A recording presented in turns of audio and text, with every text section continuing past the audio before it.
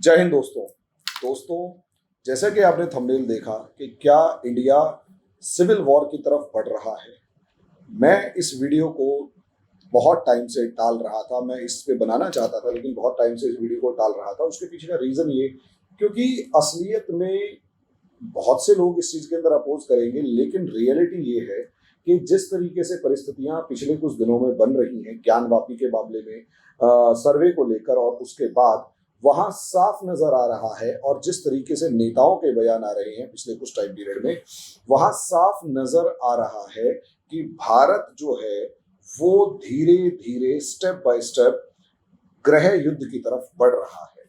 अब आप कहोगे इसके क्या एविडेंस है, तो देखो एविडेंस किसी भी चीज का नहीं होता, क्योंकि इनमें से कोई भी या जो भी सर्कमस्टेंसेस हैं, मैं सिर्फ सर्कमस्टेंसेस यानी परिस्थितियों का एनालिसिस कर सकता हूं। मैं सीधे तौर पर ये नहीं कह सकता कि हाँ मेरे पास कोई सबूत है, लेकिन कुछ वीडियो जो इन्फ्लुएंशियल लोगों के वीडियो हैं उनको अगर देखा जाए तो हमें साफ नजर आएगा कि वर्ल्ड वॉर कहीं ना कहीं इंडिया जो है वो सिविल वॉर की तरफ बढ़ रहा है। तो ये टॉपिक शुरू करूं उससे पहले एक तो रिक्वेस्ट ये कि अगर आप लोगों को मेरा ये वीडियो पसंद आता है तो मेरे चैनल को लाइक करें, सब्सक्राइब करें, शेयर करें, बेल आइकन जरूर दबाएं ताकि मेरी ये वीडियोस आप तक जल्दी से जल्दी पहुंचे। दूसरा दोस्तों, अगर आप IAS PCS की तैयारी शुरू करना चाहते हैं तो आपके लिए हमारा NCERT का जो कंसेप्टर बैच है वो सबसे ज्यादा रामबाण सिद्ध होगा, और इस NCERT के कंसेप्टर बैच के लिए हमारी सबसे इंपॉर्टेंट सिचुएशन ये है, मतलब रामबाण सिद्ध होगा। इसकी फीस हमने सिर्फ और सिर्फ 500 रुपये पर मंथ रखी है। ऑनलाइन क्लास है, घर बैठे बैठे आप IAS PCS की तैयारी की कम से कम बेसिक्स को स्ट्रॉन्ग कर सकते हैं। तो जल्दी से जल्दी हमारी ये स्टडी टेबल ऐप जो है इसे डाउनलोड कीजिए और इस स्टडी टेबल ऐप में इस कोर्स को ज्वाइन कीजिए। नहीं तो हमारा ये नंबर 9911119407 इस नंबर पर कॉल कीजिए और जितनी हो सकता है इंफॉर्मेशन हो वो गैदर कीजिए। अब आ जाते हैं दोस्तों टॉपिक के ऊपर। टॉपिक है कि क्या इंडिया सिविल वॉर की तरफ बढ़ रहा है, लेकिन उससे पहले कुछ वीडियोस में दिखाना चाहूंगा। उन वीडियोस को ठीक से सुनिएगा। इसमें ऐसा नहीं है कि मैं किसी एक पक्ष की तरफदारी कर रहा हूं और दूसरे पक्ष की सिर्फ और सिर्फ उसको अपोज कर रहा हूं। मेरा सिर्फ एक ऑब्जेक्टिव है, मेरा देश, और इस देश के अंदर किस तरीके से सिचुएशंस को सेटल करना है या किस तरीके से परिस्थितियों को हमें हैंडल करना है वो ज्यादा जरूरी है। मैं जो भी बताऊं उससे पहले इस वीडियोस को जरूर देखिए। पहली बात ये, लेकिन माइनॉरिटीज के लिए हम लोग ये उनसे निवेदन करेंगे कि अभी घर के जेवर बेच के भी, घर की कीमती चीजें भी बेच के, अभी जान है तो जहान है, तो सबसे ज्यादा अहम जरूरत यह है कि घर की कीमती चीजें बेच के भी वो अपने लाइसेंसेस अप्लाई करें। महाभारत से गुजरना पड़ा देश को। आज धृतराष्ट्र बेईमानी कर रहा है, खामोश बैठा हुआ है। देश का नुकसान होने वाला है, देश का नुकसान हो रहा है। आज का ये मोदी, आज का ये योगी आप पर ऐसे ऐसे हमला करेगा, आपको पता तक नहीं चलेगा। इन गद्दारों को, इन नापाक लोगों को, इन कीड़े मकोड़ों को, इन गुंडों को मैं जवाब यूं देना चाहता हूँ। इस्लाम का दुश्मन मगर कीड़ा मकोड़ो, गुंडो, नमाज मिटाने की बातें करते हो, नमाज मिटाने की बातें करते हो। अरे मोदी तो कहाँ कहाँ आजान बंद करवाएगा, महाराष्ट्र में कराएगा, दिल्ली में कराएगा। योगी खटमल, यूपी का ढोंगी। अब ये बात इतने अंतर है, या तो खुद मरने को तैयार रहो या मारने को तैयार रहो, दूसरा कोई विकल्प नहीं है। ये बिल्कुल विकल्प नहीं है। इसीलिए आपको म्यांमार की तरह यहाँ की पुलिस को, यहाँ के नेताओं को, यहाँ की फौज को, यहाँ के हर हिंदू को अस्त्र उठा करके इस सफाई अभियान को करना पड़ेगा। इसके अलावा कोई दूसरा विकल्प नहीं है। तो दोस्तों, पीछे जो वीडियोस में आपने देखा उसमें ओवैसी से लेकर अलग अलग मुस्लिम धर्मगुरु भी हैं, मुस्लिम वकील भी हैं, और यहाँ तक कि धर्मगुरु और वकीलों के साथ साथ हिंदुओं की धर्म संसद के अंदर जो गाली गलौच हुआ और जिस तरीके से आप देखेंगे हथियार रखने से लेकर सब चीजें, और साथ में हिंदुओं के साथ साथ हिंदू संत महात्मा जो आजकल प्रवचन दे रहे हैं लोगों के बीच में जाकर वहां यानी दोनों पक्ष के बारे में बात की जाए तो इस समय पर लोगों को धर्म के नाम पर दोनों पक्ष हिंदू और मुस्लिम लगातार भड़का रहे हैं। लेकिन एक तरफ देखो, एक तरफ आप यहां देखें तो अगर हिंदू जो ग्रुप्स हैं, जो सनातन धर्म के नाम पर जो धर्म संसद होने जा रही है, इस धर्म संसद को अगर आप देखें तो धर्म संसद के अंदर भी एक आह्वान किया गया कि हर हिंदू को अपने घर में हथियार रखें और एक प्रकार के युद्ध के लिए तैयार हो जाए। दूसरी तरफ जो मुस्लिम्स हैं उनको भी महमूद प्राचा से लेकर महमूद प्राचा तो साफ कह रहा है कि लाइसेंस के लिए अप्लाई करें, कैसे अप्लाई करना है वो मैं बताऊंगा, आप अप्लाई करें, खुलकर तैयारी करें, हथियार आपके घर में होना चाहिए, कभी भी किसी भी समय पर काम आ सकता है। इसी तरीके से बहुत सारे ऐसे जो सांकेतिक भाषा में भी इस्तेमाल कर रहे होते हैं। शॉर्ट में कहने का मतलब ये है कि हिंदू हो चाहे मुसलमान, दोनों के दोनों धर्मों में जो इन्फ्लुएंशियल लोग हैं वो लगातार एक दूसरे धर्म के लोगों को भड़का रहे हैं, अपने धर्म के लोगों को भड़का रहे हैं और दूसरे धर्म को यहाँ पर चैलेंज क्रिएट कर रहे हैं। अब आप कहेंगे क्या यहाँ पर इस भड़काने से क्या होगा, क्या हिंदू आपस में लड़ पड़ेंगे? तो देखिए, असलियत में क्या होता है, सर्कमस्टेंसेस कैसे क्रिएट होती है। इस समय पर धीरे धीरे हिंदुओं और मुसलमानों के बीच में के दिमाग में एक दूसरे के लिए नफरत पैदा की जा रही है। धीरे धीरे जहर घोला जा रहा है दोनों ग्रुप्स में। हालांकि अगर दोनों ग्रुप्स में भड़कने वाले लोगों के बारे में देखा जाए तो चाहे हिंदू हो चाहे मुसलमान, दोनों के दोनों अपने पक्ष को मजबूत करने, अपने पक्ष को मजबूती से रखने के लिए और अपने इस मामले को सही सिद्ध करने के लिए सारी की सारी जितनी भी पॉसिबिलिटीज हैं, सारी की सारी दलीलें देंगे कि असलियत में हम रक्षा के लिए रख रहे हैं, वो रखें तो हम क्यों ना रखें।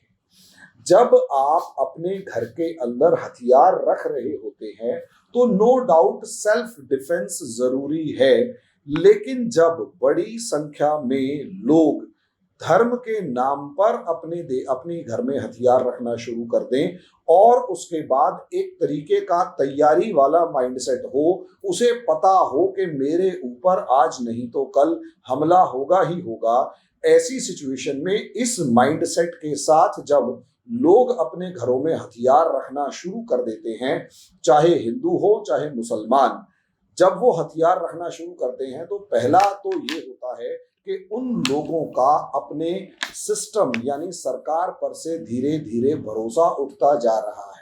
भाई, मुसलमान के सामने ऐसी बात रखी जा रही है कि ये जो सरकार है ये आपकी नहीं है, ये सरकार असलियत में हिंदुओं की सरकार है और केवल हिंदुओं के पक्ष में काम करेगी, ऐसा लगातार उनके दिमाग में इनके नेता भरते जा रहे हैं। एग्जैक्टली उसी तरीके से आप देखेंगे कि हिंदुओं के नेता हिंदुओं के दिमाग में ये जहर घोलते जा रहे हैं कि भाई असलियत में मुसलमान जो हैं इनकी तादाद बढ़ रही है, ये आपकी कॉलोनीज के अंदर एंट्री करते जा रहे हैं और जहां जहां ये होंगे एकदम से जब आपके ऊपर हमला करेंगे तो आपके पास डंडा तक नहीं होगा और नतीजा ये होगा कि ये लोग आपको मार डालेंगे। अब नतीजा ये हो रहा है कि पहले भी हथियारों को इकट्ठा करते रहे थे, लेकिन पहले हथियारों का माइंडसेट जो था वो ये था कि अगर कभी जरूरत पड़ी तो मेरे घर में हथियार होना चाहिए।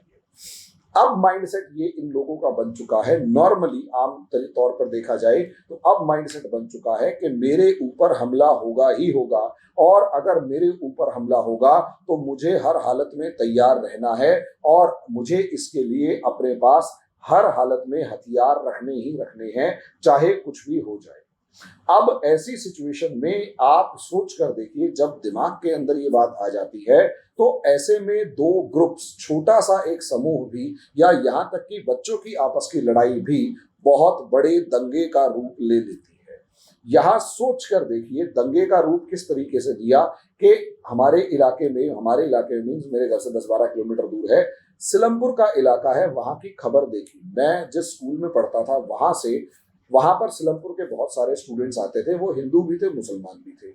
मेरी बहुत सारों से जानकारी थी, तो इसलिए भाई मैंने फोन पर बात करनी शुरू करी। तो किस्मत से पता लगा कि जिस मोहल्ले के अंदर लड़ाई हुई थी वहां पर 2 लड़के रहते थे, उनमें से एक हिंदू एक मुस्लिम। मैंने पूछा कि आपके यहाँ अभी थोड़े दिन पहले दंगा हुआ है, तो वो किस वजह से हुआ? कि छोटे से बच्चे पार्क के चारों तरफ रहते हैं, मकानों में रहते हैं, मतलब पार्क के चारों तरफ जो लोग रहते हैं उन्हीं घरों में से कुछ बच्चे पार्क में खेल रहे थे। 2 पक्षों के अंदर यानी हिंदू और मुस्लिम बच्चों के अंदर खेल को लेकर लड़ाई हुई और दोनों के दोनों ग्रुप्स उस मोहल्ले के जो हिंदू और मुस्लिम यानी मिक्स्ड फैमिलीज हैं वो आपस में एक दूसरे से लड़ पड़े, पत्थरबाजी हुई, मार पिटाई हुई।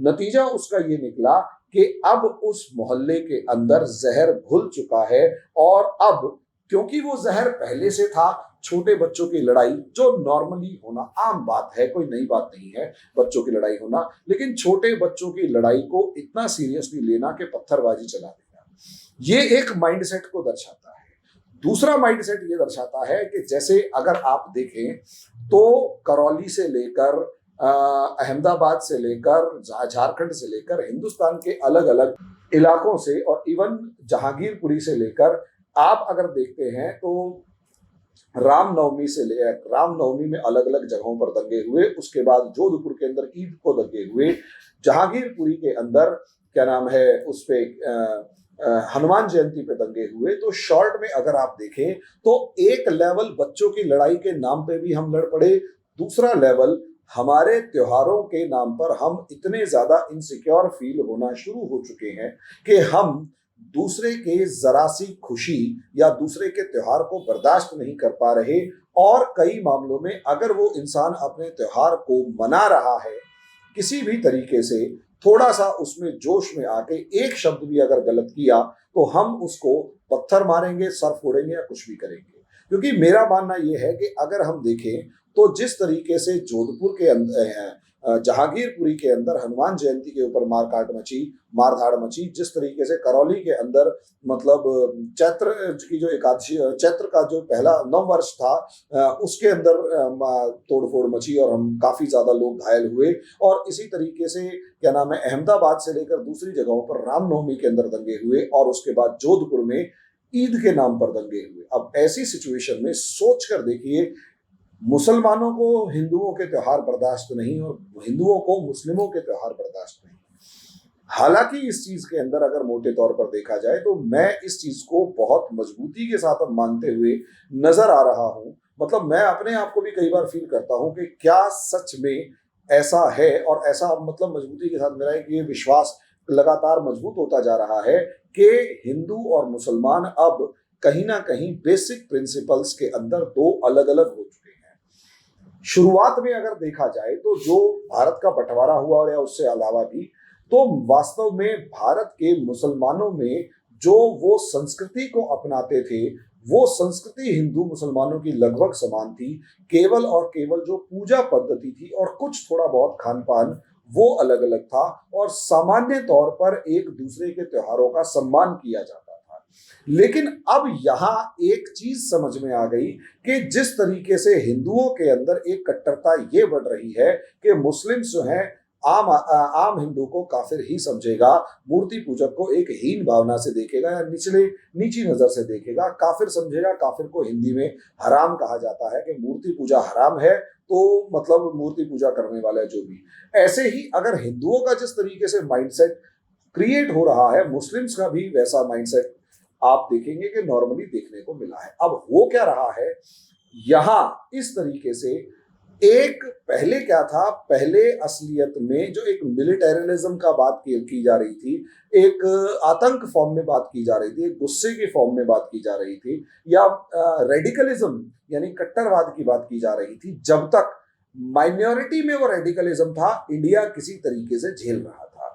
यानी मुस्लिम्स के अंदर जब तक रेडिकलिज्म था और जरा सी बात के ऊपर जिस तरीके से रिस्पॉन्स आता था वो झेल रहा था, और इंडिया की जो पहले वाली पॉलिटिकल पार्टीज थी वो मुस्लिम अपीजमेंट लगातार कर रही होती थी, जिसकी वजह से कहीं ना कहीं एक उनमें रेडिकलिज्म और मजबूती के साथ आगे बढ़ रहा था। लेकिन इस टाइम पर अगर आप देखेंगे तो यहाँ पर हो ये रहा है कि अब हिंदू रेडिकलिज्म बढ़ रहा है, मेजॉरिटी रेडिकलिज्म बढ़ रहा है। और मेजॉरिटी रेडिकलिज्म का मतलब ये है कि अब हिंदू जो है, पहले हिंदू इतना भले ही नहीं भड़क रहा था, लेकिन अब लगातार वो भड़क रहा है। इसका अंदाजा इस चीज से लगा सकते हैं कि जिस समय पर कश्मीर से हिंदुओं को निकाला गया, हिंदुस्तान के अंदर, आम हिंदू के अंदर रेडिकलिज्म नहीं था। नतीजा ये कि बहुत सारा या एक स्ट्रांग रिएक्शन नहीं आया। ये सबसे बड़ा सबूत है कि जब हिंदुस्तान से, मतलब कश्मीर से हिंदुओं को निकाला गया तो स्ट्रांग रिएक्शन नहीं आया। उसके बाद जब बाबरी मस्जिद ढहाई गई तो उसमें भी आरोप ये है कि एक पर्टिकुलर पार्टी के जो कार्यकर्ता थे वो उसमें ज्यादा थे, या उस माइंडसेट वाली पॉलिटिकल पार्टीज के कार्यकर्ता ज्यादा थे। आम हिंदू उसमें शामिल नहीं था, आम हिंदू उसमें शामिल नहीं था। लेकिन धीरे धीरे पॉलिटिकल पार्टी यानी बीजेपी, शिवसेना, आरएसएस वगैरह ने जिस तरीके से उस रिएक्शनरी पॉलिसी को थोड़ा थोड़ा आगे बढ़ाया, या यूं कहें भले ही रिएक्शनरी ना करे लेकिन कंसोलिडेशन ऑफ हिंदूज किया in reaction to consolidation of Muslim vote bank. नतीजा उसका ये हुआ कि अब हिंदुओं में भी वैसा ही रेडिकलिज्म, वैसा ही कट्टरवाद बढ़ गया है जो पिछले कुछ टाइम में नजर आ रहा है।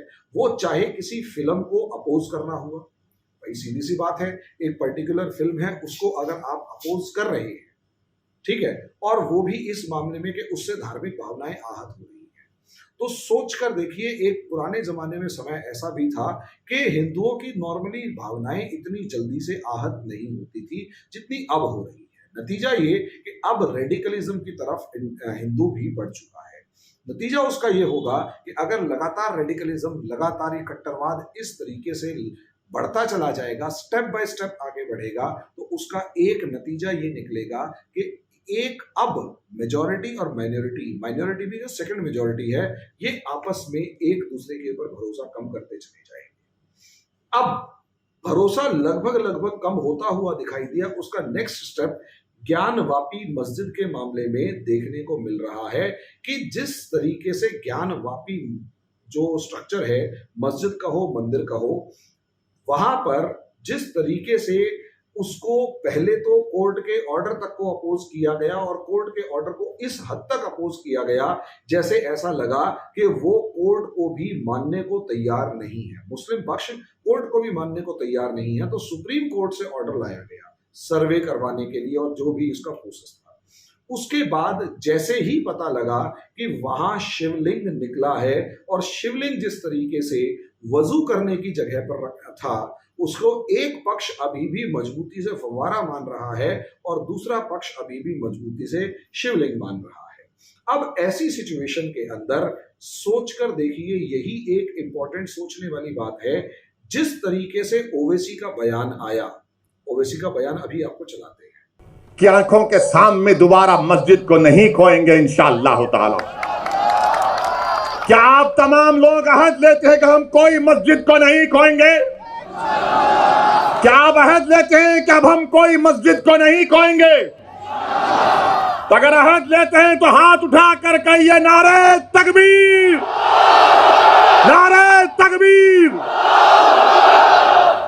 इनको पैगाम मिलना चाहिए, मस्जिद को अब हम नहीं खोएंगे। तुम्हारे दिल फरेब और हथकंडों से हम जान चुके तुम्हारे हथकंडों को, और अल्लाह के रसूल सल्लल्लाहु अलैहि वसल्लम का हदीस शरीफ है कि मोमिन वो है जो 2 बार एक सुराख से नहीं डसा जाता। अब हम दोबारा नहीं इनको डसने देंगे। मस्जिद है और रहेगी इंशाअल्लाह ताला सुबह क़यामत तक। ज्ञानवापी मस्जिद थी, और जब तक अल्लाह दुनिया को कायम रखेगा मस्जिद रहेगी इंशाअल्लाह ताला। और हमारा काम यह है कि हम अपने मस्जिदों को आबाद रखें। तरीके से ओवैसी का बयान आया, उस ओवैसी के बयान को जब आप देख रहे हैं यहां पर, तो इसमें एक साफ साफ बात है कि हथकंडे अपनाए, तंत्र मंत्र का बात करी। तंत्र मंत्र इन द सेंस किसी भी तरीके से हथकंडे अपना के मूर्ति रख ली, झूठ की। पूरे के पूरे मंदिर मूवमेंट, जो राम मंदिर मूवमेंट था, उसे झूठा कहा गया। और रही सही कसर अब ये कह रहा है क्लियर वर्ड्स में कि अब एक और मस्जिद शहीद नहीं होगी। यानी आप वो ये कह रहा है कि अगर कल को कोर्ट का ऑर्डर भी आ जाएगा तो कोर्ट का ऑर्डर भी नहीं मानेंगे।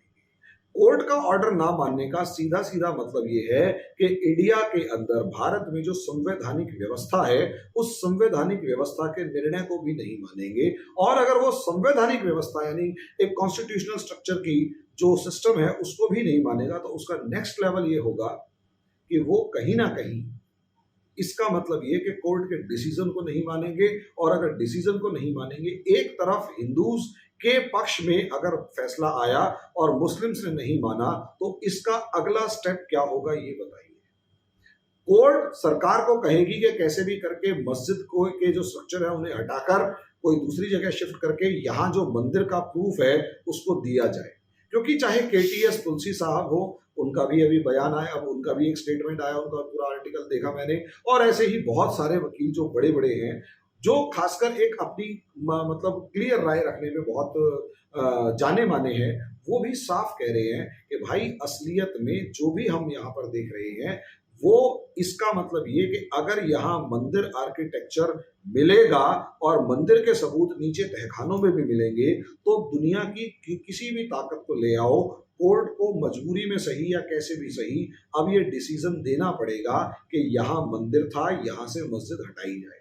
और जब अगर मस्जिद हटाई जाए तो उसका रिएक्शन मुस्लिम्स में साफ नजर आएगा।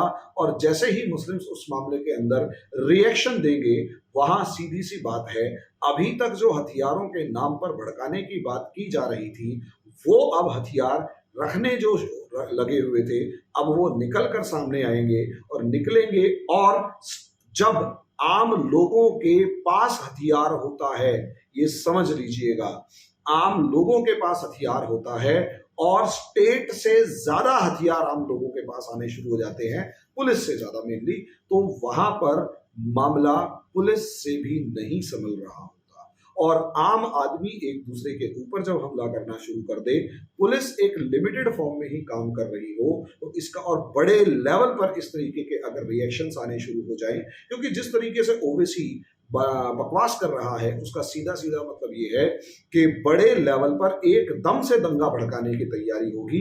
जब एक्शन और रिएक्शन शुरू होगा तो उसे शांत करना हर किसी के एकदम से जल्दी से पॉसिबल नहीं होगा। नतीजा ये होगा कि हो सकता है एकदम से बड़े एरियाज में या ज्यादा नंबर्स में हिंदू मुस्लिम राइट्स देखने को मिले। और जैसे ही हिंदू मुस्लिम राइट्स यहाँ पर देखने को मिलेंगे, देश में उसी सिचुएशन को सिविल वॉर कहा जाता है, क्योंकि एक या दो दिन में वो दंगे दबने वाले नहीं हैं, उनको दबाने के लिए पूरी ताकत लगेगी और एक लंबा एफर्ट लगेगा। तो मेरा यही मानना है कि शायद वो एफर्ट जो है वो इतना लंबा हो कि लगभग कुछ दिन, कुछ हफ्ते, कुछ महीने लग जाए। और अगर ऐसी सिचुएशन हुई तो ये देश के लिए बहुत ज्यादा बुरा होगा, बहुत ज्यादा बुरा होगा। क्लियर वर्ड्स में दिखाई दे रहा है कि इस टाइम पर जो ओवैसी और ओवैसी जैसे लोग हैं वो इस मामले में नेक्स्ट स्टेप पर जाकर ये कह रहे हैं कि चाहे कुछ भी हो जाए हम अब कोर्ट का फैसला भी नहीं मानेंगे। उनका इशारा इस तरफ है और अगर ऐसा हुआ तो देश के लिए बड़ी दुर्गति वाली बात होगी, देश के लिए बहुत खतरा होगा। अब आगे क्या होता है वो तो दोस्तों वक्त के पास ही इसका जवाब है, वक्त के गर्भ में है। अब जो भी होगा वो समय बताएगा। अभी के लिए इतना ही। आपका क्या विचार है कमेंट बॉक्स में जरूर बताएं। धन्यवाद।